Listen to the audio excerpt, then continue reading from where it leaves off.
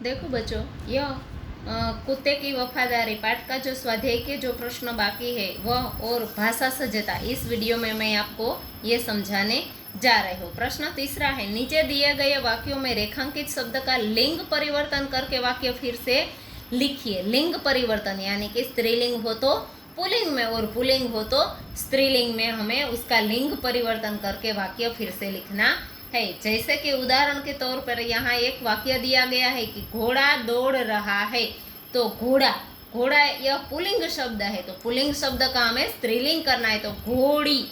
और दौड़ रहा है तो यहाँ शब्द में भी उचित फेरफार हमको करने होंगे, यानी कि घोड़ी दौड़ रही है। तो इसी तरह सेठ ने कहा रुपए तो मैं दे दूंगा, तो सेठ की जगह क्या आएगा, सेठानी, और दूंगा की जगह क्या आएगी, दूंगी। सेठानी ने कहा रुपए तो मैं दे दूंगी।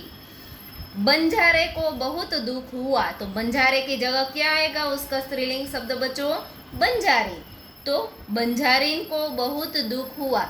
देखो बच्चों, कुछ शब्द ऐसे होते हैं कि वहाँ स्त्रीलिंग या पुल्लिंग में कुछ फेरफार नहीं होता, वह वैसे के वैसे ही रहते हैं, उस शब्द में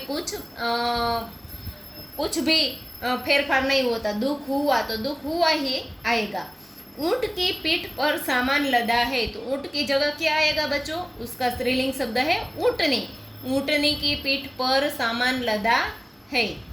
मैदान में लड़का खेल रहा है, तो लड़का, तो लड़का है उसका क्या होगा, लड़की। मैदान में लड़की खेल रही है, तो यहाँ हम देख सकते हैं कि सेठ का क्या हुआ, स्त्रीलिंग सेठानी। बंजारा तो बंजारीन, ऊंट तो ऊंटनी, लड़का तो लड़की, तो ये स्त्रीलिंग के शब्द है। उसके बाद वाला जो प्रश्न है, प्रश्न 4, बक्से में से लिंग आधारित शब्दों के जोड़े मिलाइए और उनका वाक्य में प्रयोग कीजिए।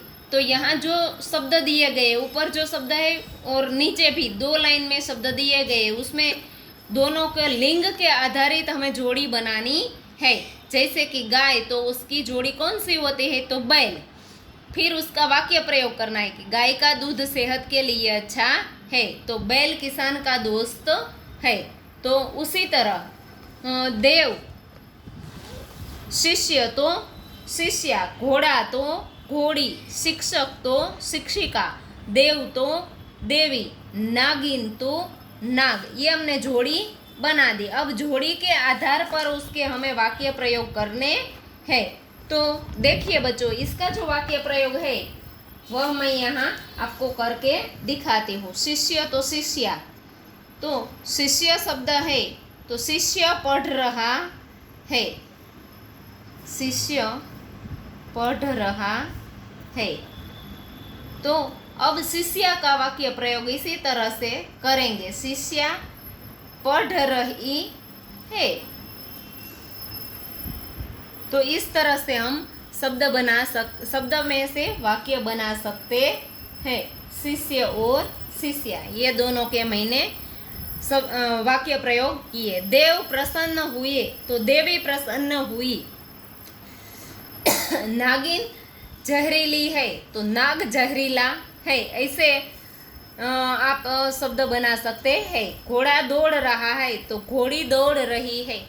शिक्षक पढ़ा रहे हैं, तो शिक्षिका पढ़ा रही है। इस तरह से आप उसके सभी के शब्दों के वाक्य बना सकते हैं। उसके बाद का जो प्रश्न 5वां है, संज्ञा पहचानिए। संज्ञा यानी संज्ञा के कुल 5 प्रकार है। कितने प्रकार है बच्चों, 5 प्रकार संज्ञा के प्रकार।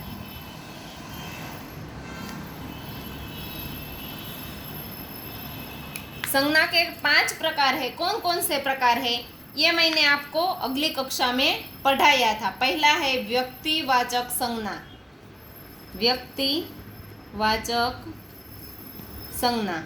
दूसरी जो संज्ञा है वह है जातिवाचक संज्ञा, जातिवाचक संज्ञा। तीसरी जो है भाववाचक संज्ञा। चौथी जो है वह है समूहवाचक संज्ञा। और 5वीं जो संज्ञा है वह है द्रव्यवाचक संज्ञा। द्रव्यवाचक संज्ञा। तो ये संज्ञा के कुल 5 प्रकार है। अब संज्ञा किसे कहते हैं? तो जो कोई स्पेशल व्यक्ति या वस्तु या उसका जो उच्चार हमें बताता है वह है व्यक्तिवाचक संज्ञा। जो व्यक्तिवाचक संज्ञा है वह किसी खास व्यक्ति, प्राणी या स्थान को सूचित करने वाली संज्ञा है, उसे व्यक्तिवाचक संज्ञा कहते हैं। अब व्यक्तिवाचक संज्ञा है तो यहाँ जो ये पत्ते जैसा दिखाया गया है उसमें कुछ व्यक्तिवाचक संज्ञा है। तो जो नाम है वह व्यक्तिवाचक संज्ञा है। वह किसी व्यक्ति का नाम हो, प्राणी का नाम हो, किसी स्थान का नाम हो, कोई भी हो। तो सैनिक ये नाम नहीं है, वीर सावरकर ये नाम है इसलिए व्यक्तिवाचक संज्ञा हुआ। मोहन ये भी नाम है इसलिए यह भी व्यक्तिवाचक, देश नहीं आएगा।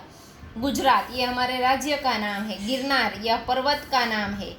नदी वह नहीं आएगा, पर्वत नहीं आएगा। तापी यह नदी का नाम है और यह है पेड़। तो ये बाकी बचे हैं सैनिक, देश, नदी, पर्वत, पेड़, ये सब कौन सी संज्ञाएं? यह बच्चों जातिवाचक संज्ञाएं। देखिए जो शब्द संपूर्ण जाति का बोध कराते हैं उसे जातिवाचक संज्ञा कहते हैं। सैनिक की जाति, देश की जाति, नदी, पर्वत, पेड़, ये सब भी जाति के समूह का निर्देश करते हैं। तो यहाँ जो रेखांकित शब्द दिए हैं, हमारे देश के सैनिक बहादुर है, तो सैनिक ये सभी सैनिकों की जाति, सैनिकों की पूरी जाति की बात की गई इसलिए सैनिक है वह जातिवाचक संज्ञा है। हमारी गाय का नाम गौरी है तो गाय ये पूरी जाति का निर्देश करता है, पर गौरी जो शब्द है वह गौरी है वह व्यक्तिवाचक संज्ञा कहलाएगी। नदी को लोक माता कहते हैं तो नदी है यह जाति, नदी की जाति का निर्देश किया है। कुत्ता वफादार प्राणी है तो यह कुत्ते की जाति का बोध कराता है यह शब्द, इसलिए उसे जातिवाचक संज्ञा कहते हैं। फिर यहाँ जातिवाचक शब्द छांट कर सूची बनाई। इस प्रश्न में हमने व्यक्तिवाचक संज्ञा छाटी थी, अब इसमें हमें जातिवाचक शब्द है उसे छांट कर अलग उसकी सूची बनानी है। तो यहाँ जो है शब्द वह है छात्र। तो छात्र शब्द है यह छात्र की पूरी जाति का निर्देश करता है। फिर है लड़का, तो ये लड़का भी पूरी जाति का निर्देश करता है। पर्वत, नीम यह व्यक्तिवाचक है। गाय, नदी, पेड़ यह सब जातिवाचक संज्ञा है। तो नदी, गाय, पेड़, पर्वत, लड़का, छात्र यह सभी शब्द है वह जाति का सूचन करता है, इसलिए यह शब्द है जातिवाचक संज्ञा के शब्द है। अब उसके बाद जो प्रश्न है, नीचे दिए गए संज्ञा शब्दों को कोष्टक में उचित स्थान पर रखिए। तो अब बच्चों आपको व्यक्तिवाचक और जातिवाचक संज्ञा है उसका भेद आपको मालूम हो गया है कि कौन से शब्द को जातिवाचक कहते हैं और कौन से शब्द को व्यक्तिवाचक कहते हैं। तो भारत कौन सी संज्ञा है बच्चों? यह नाम है इसलिए यह व्यक्तिवाचक संज्ञा में आएगा। हिमालय तो यह भी पर्वत का नाम है इसलिए यह भी व्यक्तिवाचक में आएगा। नदी तो यह जाति का बोध कराती है इसलिए जातिवाचक में आएगा। वीर सावरकर तो यह नाम है तो यह व्यक्तिवाचक संज्ञा में आएगा। सैनिक यह जाति का निर्देश करता है तो इसमें जातिवाचक में आएगा। फिर नर्मदा तो यह नदी का नाम है इसलिए नर्मदा व्यक्तिवाचक संज्ञा में आएगा। पर्वत यह पर्वत की पूरी जाति का निर्देश करता है इसलिए वह जातिवाचक संज्ञा है। नीम का पेड़ तो नीम का पेड़ सिर्फ पेड़ नहीं कहा, नीम का पेड़ नाम दिया गया है इसलिए यह भी व्यक्तिवाचक संज्ञा में आएगा। तो बच्चों इस तरह से यहाँ जो पाठ में व्यक्तिवाचक और जातिवाचक संज्ञा के जो शब्द थे यह हमने समझे और मैं समझती हूँ कि इस वीडियो के द्वारा आपको जो यह भाषा सज्जता में लिंग परिवर्तन, उसके वाक्य और जातिवाचक और व्यक्तिवाचक संज्ञा का जो निर्देश है उसे कौन से शब्द को जातिवाचक और व्यक्तिवाचक संज्ञा कहते हैं यह आपको मालूम हो गया होगा।